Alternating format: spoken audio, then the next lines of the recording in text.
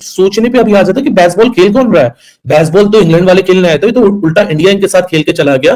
Would को तो रगड़ के रख दिया केएल राहुल ने, 3 चौके एक ही ओवर में। अगला ओवर उसने फिर किया, लेकिन उसमें अय्यर था सामने, तो 1-2 रन ही आए। तो कहने का मकसद है they are running out of option. रात को जिस तरह स्टोक्स को पागल कर दिया जायसवाल ने, लेकिन केएल राहुल की बैटिंग देख के ऐसा लगा कि बिल्कुल यानी कि बॉलर्स को समझते ही नहीं है, और बिल्कुल ऐसा लगा ही नहीं। और इंग्लैंड की तरफ से भी प्रेशर में नजर आ रहे हैं। ऐसा लगता है कि वो विकेट लेने के लिए जो है फील्डिंग करे, कोई अटैकिंग बॉलिंग नहीं हो रही है, कोई अटैकिंग जो है फील्डिंग नहीं हो रही है, और बड़े मजे के साथ जो है वो केएल राहुल जो है ना, वो इस वक्त इंडियन टीम की रीढ़ की हड्डी बना हुआ है, बैकबोन बना हुआ है। वो इसलिए बना हुआ है क्योंकि सारा प्रेशर इसके ऊपर है, सारा दारोमदारी इसके ऊपर है, इसको बैटिंग करनी पड़ती है, और हर मैच में इसको बैटिंग अच्छी करनी पड़ती है। देखा जाए तो यहां से इंडिया बड़ा कंफर्टेबली नजर आ रहा है। इंडिया अब कंफर्टेबली पोजीशन में आ चुका है इस गेम में कि वो अब डोमिनेट करे और वो डिक्टेट करे टर्म्स की। बहुत सारे लोग कहते हैं कि सेना कंट्रीज में ये बंदा बहुत अच्छा खेलता है, लेकिन इंडिया में केएल राहुल का रिकॉर्ड अच्छा नहीं है। लेकिन यार यकीन माने, इंडिया की जो टेस्ट टीम है ना, उसमें इस टाइम टेक्निकल अगर देखा जाए ना, और टेक्निक वाइज अगर देखा जाए, तो स्किल वाइज देखा जाए, केएल राहुल सबसे बेहतरीन खिलाड़ी है। तो बैट्स बॉलिंग के चक्कर के अंदर वो दोनों अपनी विकेट देके चले गए। हालांकि केएल राहुल अपने इससे बड़ा गुस्सा होगा। क्या खूबसूरत इनिंग्स उसने आज खेली, अपनी फॉर्म का भरपूर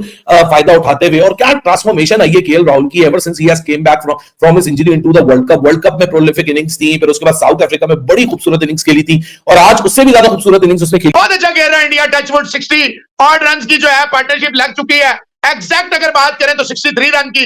इस तरह से ये मुश्किल वक्त पे आके टीम इंडिया के लिए रन बनाता है। जब जब टीम इंडिया मुश्किल में होती है ना, आके ये बंदा रन बनाता है। ये बंदा खेलता बड़ा लेट शॉट, बड़ा लेट खेलता है, कट शॉट जो खेलता है, और बॉल का वेट करके ये खेलता है। पाकिस्तान के अगेंस्ट एशिया कप वाला वो मैच था जहां से इनका कमबैक हो, ये रुकने का नाम नहीं ले रहे। और बिल्कुल सही बात वो कह रहे हैं, अगेंस्ट पाकिस्तान जो उन्होंने सेंचुरी मारी, उसके बाद से बंदा रुक ही नहीं रहा है। एशिया कप, वर्ल्ड कप हो गया, साउथ अफ्रीका वाला टूर हो गया, वन आर्मी बना हुआ है, ये वन मैन आर्मी बना हुआ है। आखिर किसी की परफॉर्मेंस करके दिखा रहे हैं। दोनों के पास गोल्डन चांस था कि थोड़े से सेल्फिश हो जाते, अपनी अपनी सेंचुरी मुकम्मल करते, लेकिन वो जो intent and team first approach आपको नजर आ रही है ना, कि चढ़ के खेलना है, दबाना है ओपोनेंट। हेलो दोस्तों, जय हिंद। आप सभी को 26 जनवरी की हार्दिक शुभकामनाएं। आज ही के दिन ही भारत ने इंग्लैंड को पछाड़कर जीत लिया पहला टेस्ट मैच का सेशन। इसमें सबसे बड़ा अहम रोल रहा है जायसवाल का, क्योंकि जायसवाल ने 80 रन बनाए हैं, वो भी 74 बॉलों पर। और उसके बाद केएल राहुल ने और अय्यर ने दोनों ने मिलकर ये मैच को संभाला और जीत की ओर लेकर गए। और जिस तरीके से जायसवाल ने कम बॉलों पर ज्यादा स्कोर बनाए हैं, ऐसे स्कोर किसी ने भी नहीं बनाए इस मैच में। और कल के मैच में हमारे गेंदबाजों ने कमाली कर दिया था। अश्विन और जडेजा ने ही इंग्लैंड की कल पूरे तरीके से बैट बजा दी थी। 3-3 विकेटें हासिल की दोनों ने ही। इसी चीज को देखकर ही पूरा पाकिस्तानी मीडिया और पाकिस्तानी पब्लिक जायसवाल का दीवाना हुआ पड़ा है, और अपने पाकिस्तान के प्लेयर्स को कोस रहे हैं कि घंटों ऐसा खेला जाता है, सीखो इनसे कुछ। तो चलिए इस वीडियो में सुनते हैं कि उनका इस चीज को लेकर क्या कहना है। सोचने पे अभी आ जाता है कि बेसबॉल खेल कौन रहा है। बेसबॉल तो इंग्लैंड वाले खेलने आए थे, तो उल्टा इंडिया इनके साथ खेल के चला गया। लेकिन ये फर्क है इंडिया की बैटिंग में और इंग्लैंड की बैटिंग में। बॉलिंग का कंपैरिजन तो दुनिया के सामने, लेकिन बैटिंग का कंपैरिजन कि किस तरह लाइन को पिक करना है अपनी बॉल को। हर स्पिनर की बॉल को reverse sweep, lap sweeps, reverse sweep, sweep shots, इसके अलावा भी कोई और मेथड होता है स्पिनर्स के खिलाफ खेलने का। लगता है इंग्लैंड वाले दुबई अबू धाबी के अंदर एक प्रैक्टिस करके आए थे, जहां कोई लगता था कि नहीं जी सिर्फ रिवर्स स्वीप्स और लैप स्वीप्स, बस यही स्पिनर के खिलाफ मेथड होना चाहिए। मतलब अब ये बेबसी हो चुकी है कि वो टॉम हार्टले जडेजा को उसकी आर्क के अंदर बॉलें दे रहा है, फुल टॉसेस फेंक रहा है, हाफ ट्रैकर्स फेंक रहा है। बेन स्टोक्स हालांकि अपनी जो उसका एटीट्यूड है उसको मेंटेन करके रख रहा है। हालांकि जो रूट की बड़ी वो क्लोज कॉल एक्सपेक्टेड, तो उसको आके भी तालियां बजा रहा है। लेकिन अंदर से जो परेशानी है, वो परेशानी अब आ चुकी है, क्योंकि 63 रन ऑलरेडी ऐड हो चुके हैं उस पिच के ऊपर जो इंग्लैंड की खेलने के लिए एक बवाले जान बनी हुई थी इस टेस्ट मैच के पहले दिन के ऊपर। जब ये तीसरा दिन, क्योंकि अब इंडिया को कोई जल्दी करने की जरूरत नहीं है, अब आने वाले 2 सेशन ग्राइंड करें इनको मैदान के अंदर और रगड़ के रखें टापी।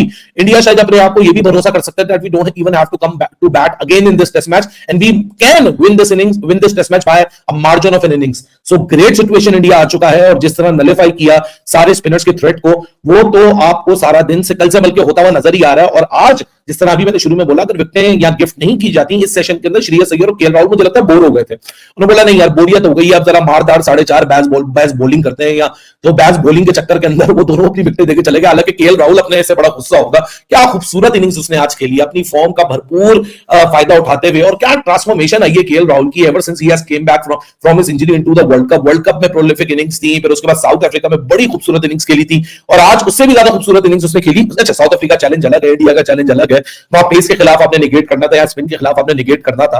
लेकिन वही वाली बात है ना कि ठीक है इंग्लिश बॉलर्स आपको इतने इफेक्टिव होते हुए नजर ना आ रहे हो, but the credit lies with Indian batters कि उन्होंने अपना जो एक्सपीरियंस है इन स्पिन विकेट पे खेलने का, उसको किस तरह भरपूर तरीके से मुजाहिरा किया। हालांकि पास के अंदर भी स्पिन ट्रैक्स बने, इंडिया का टॉप ऑर्डर स्ट्रगल करता हुआ था, लेकिन इट्स अ रेयर इंस्टेंस के बाद सारे बैटर्स को स्टार्ट मिला, सारे बैटर्स उस तरह कैपिटलाइज ना कर सके जैसे जायसवाल और केएल राहुल दोनों के पास गोल्डन चांस था कि थोड़े से सेल्फिश हो जाते, अपनी अपनी सेंचुरी मुकम्मल करते, लेकिन वो जो intent and team first approach आपको नजर आ रही है ना कि चढ़ के खेलना है, दबाना है ओपोनेंट को, शायद उसी के चलते वो जो एक रिस्क फैक्टर, हालांकि केएल ने रिस्क फैक्टर लिया उस वक्त जो कि उसको नहीं लेना चाहिए था, मुझे लगता है बहुत there was an element of being bored that was involved with KL Rahul के आज यार बड़ा टाइम हो गया, बोरियत हो रही है, जरा ऊपर एक हाफ हार्टेड शॉट मारने के बजाय एक फुल स्ट्रेंथ पे जाते, लेकिन इवेंचुअली टाइमिंग नहीं मिली शॉट के ऊपर और बिल्कुल बाउंड्री रोप के ऊपर वो कैच आउट हो गए रेहान अहमद के हाथों। लेकिन इंडिया अब कंफर्टेबली पोजीशन में आ चुका है इस गेम में कि वो अब डोमिनेट करे और वो डिक्टेट करे टर्म्स। वुड को तो रगड़ के रख दिया केएल राहुल ने 3 चौके एक ही ओवर में, अगला ओवर उसने फिर किया, लेकिन उसमें अय्यर था सामने तो 1-2 रन ही आए। तो कहने का मकसद है they are running out of option. रात को जिस तरह स्टोक्स को पागल कर दिया जायसवाल ने, नहीं है कि कोई इसको स्पिनर डिक्टेट करेगा, दैट इज वेरी गुड। और जो राहुल की भी गेम है बड़ी मजे की है, वो नहीं है पुजारा और राणे की तरह टुक टुक पे जा रहा है, वो अटैक कर रहा है। तो यही क्रिकेट की रिक्वायरमेंट है कि एक बंदा अटैक करे, दूसरा, लेकिन दोनों ही अच्छा खेल रहे हैं माशाल्लाह। जावेद खान कह रहे हैं अगर गिल ही सारे रन्स कर देता तो बाकियों को बैटिंग कैसे मिलती, सबको बैटिंग मिलनी चाहिए। तो चलें, आपका फनी मूड में आई थिंक आप लग रहे हैं, क्योंकि ये गली मोहल्ले का मैच तो चल नहीं रहा कि अगर नीचे वालों को बैटिंग नहीं मिलेगी तो वो आधे मैच में ही मैच छोड़ के चले जाएंगे, हम नहीं खेलते, मैच में ही छोड़ के चले जाएंगे कि जी सारी गेंदें तो ऊपर वाले खेल गए हैं। जायसवाल की जो बैस बॉल है वो तो कल से लेकर जाओ सब भी जो आप बात कर रहे हैं बहुत कमाल का खेला, आज भी आते साथ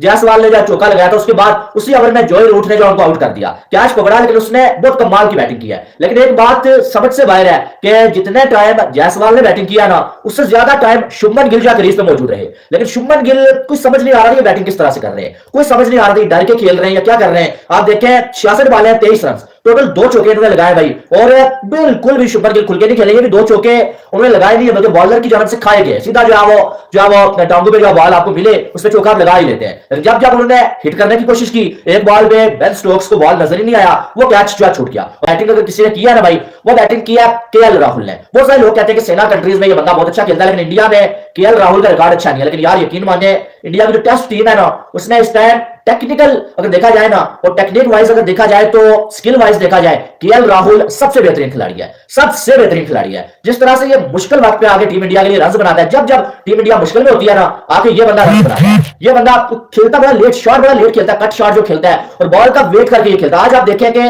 मार्क वुड को लाया गया कि भाई श्रेयस अय्यर जो शॉर्ट बॉल को नहीं खेल पाते उस तरह से, तो मार्क वुड जाके उनको क्या परेशान करेंगे। तो केएल राहुल ने बोला कि भाई साहब मार्क वुड को तो फेस ही मैं करूंगा, श्रेयस अय्यर को इतना ज्यादा बॉल फेस ही नहीं करने दी केएल राहुल ने, ठीक है। और केएल राहुल ने खुद खेला और जब जब मौका मिला एक ही ओवर में जो है वो मार्क वुड को 3 चौके लगा दिए, यानी कि मार्क वुड जो मकसद लेके आया था ना वो उसको पूरा नहीं करने दिया। और ये पार्टनरशिप इसी को बोलते हैं, सिर्फ जो छक्के चौके लगाना या रन बनाने को पार्टनरशिप नहीं बोलते हैं। पार्टनरशिप ये भी होती है कि भाई जब एक बंदा किसी बॉलर को अच्छे तरीके से नहीं खेल पा रहा है और आप उसको अच्छे तरीके से जो हैंडल कर सकते हो तो जो आप जो है वो खुद खेलो। तो ये चीज केएल राहुल ने किया है और बहुत कमाल का खेला है केएल राहुल, बिल्कुल। आप देखें शुभमन गिल थोड़ा परेशान नजर आए, श्रेयस अय्यर भी थोड़ा सा स्टार्ट में परेशान नजर आए, लेकिन केएल राहुल की बैटिंग देख के ऐसा लगा कि बिल्कुल यानी कि बॉलर्स को समझते ही नहीं है और बिल्कुल ऐसा लगा ही नहीं। और इंग्लैंड की तरफ से भी प्रेशर में नजर आ रहे हैं, ऐसा लगता है कि वो विकेट लेने के लिए जो है फील्डिंग करे, कोई अटैकिंग बॉलिंग नहीं हो रही है, कोई अटैकिंग जो है फील्डिंग नहीं हो रही है और बड़े मजे के साथ जो है वो केएल राहुल जो बैटिंग कर रहा है। अय्यर ने भी जो 1-2 चौके भी लगाए भाई और साथ में जो है वो 3 चौके और 1 छक्का लगा दिया है। तो इस तरह से इंडिया